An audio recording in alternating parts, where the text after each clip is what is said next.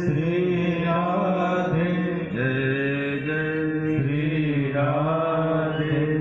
तो मैं आपसे निवेदन कर रहा था कि सुखदेव जी जब अंतरिक्ष में चले गए और प्रकाश पुंज के रूप में स्थिर हो गए, तब व्यास जी का मन बहुत ज्यादा दुखी हुआ और पुत्र पुत्र करके पुकारने लगे। तब भगवान शंकर और भगवती जगदम्बा वहां प्रगटी और भगवान वेद व्यास जी को आश्वासन देती हैं कि सुखदेव अंतरिक्ष में अब प्रकाश पुंज के रूप में स्थिर हो गए हैं। भगवती ने कहा, मेरी कृपा से ही तुम्हें अयोनिज पुत्र मिले थे, अब वो उनका तेज मुझ में समा गया है।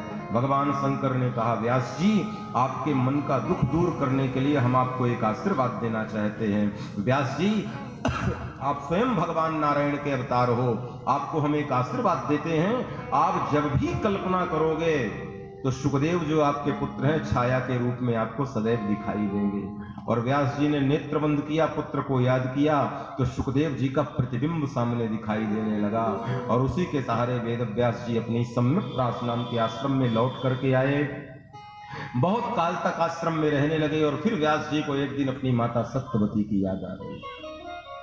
व्यक्ति कितना भी बड़ा विद्वान बन जाए, कितनी भी अट्टालिकाओं में रहने लगे, गगन चुंबकी इमारतों में रहने लगे, लेकिन एक ना एक दिन उसे अपने ग्राम, अपनी जन्मभूमि और एक अपनी जन्मधात्री दोनों की याद जरूर आती है। आप संसार में कितने भी धनवान बन जाएं, कितने भी बड़े आदमी बन जाएं, कितना भी पैसा कमा ले प्यारे, लेकिन ये दो सत्ता ऐसी हैं जो आपको अपनी ओर खींचती हैं। एक आपकी जन्मभूमि जहां आप पैदा हुए हैं, एक आपकी जन्मधात्री जिसने आपको जन्म दिया है। मां की स्मृति व्यास जी को आई तो व्यास जी उत्तर दिशा की ओर यमुना के तट में चले गए जहां पर व्यास जी का जन्म हुआ था। सूत जी महाराज बड़े भाव से यह कथा श्रवण करा रहे हैं और सौनक आदि ऋषि बड़े प्रेम से यह कथा सुन रहे हैं। और जैसे ही व्यास जी अपने मां के पास, मां से मिलने के लिए, सत्यवती मैया से मिलने के लिए जाने लगे, जगदम्बा का स्मरण किया और हृदय में सुख तो पुराणों की रचना करी। यस्वानुभाव अखिल श्रुति सारमेकम मध्यात्म दीप मदित तीर्थताम तमोन्धम। किसके लिए? बोले संसारिणाम करुण याह पुराण गुह्यम। संसारियों के ऊपर करुणा करके अति गुह्यतम पुराण, गुह्यतम मतलब गोपनीय, गोपनीय पुराण की रचना करी। तम व्यास सून मुखयाम गुरुम मुनि नाम।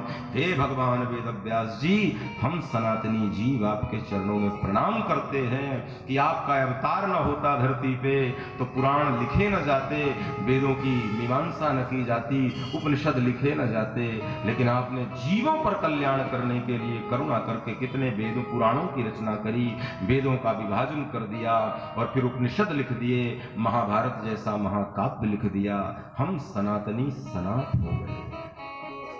इसलिए कोई भी पुराण सुनो, कथा सुनो तो भगवान वेद व्यास जी को मन में प्रणाम करना चाहिए। और मैंने प्रारंभ दिन कहा था, वेद व्यास जी कौन है?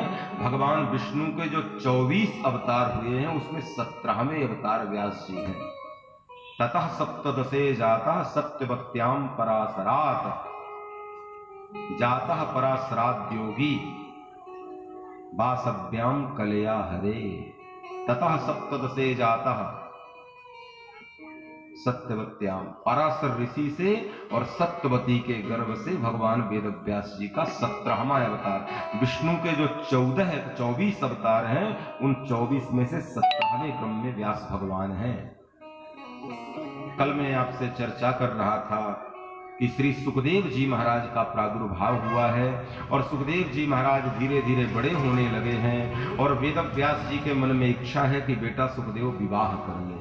हर पिता की इच्छा होती है, हर माँ भी चाहती है कि बेटे का ब्याह जल्दी जल्दी हो जाए, बहू घर में जल्दी आ जाए। बाद में सब लड़ती है, एक बार आ भर जाए। आने के पहले तक तो लगता है 2-4 दिन, जब बहू आती है तो लगता है, बहू को भी लगता है जो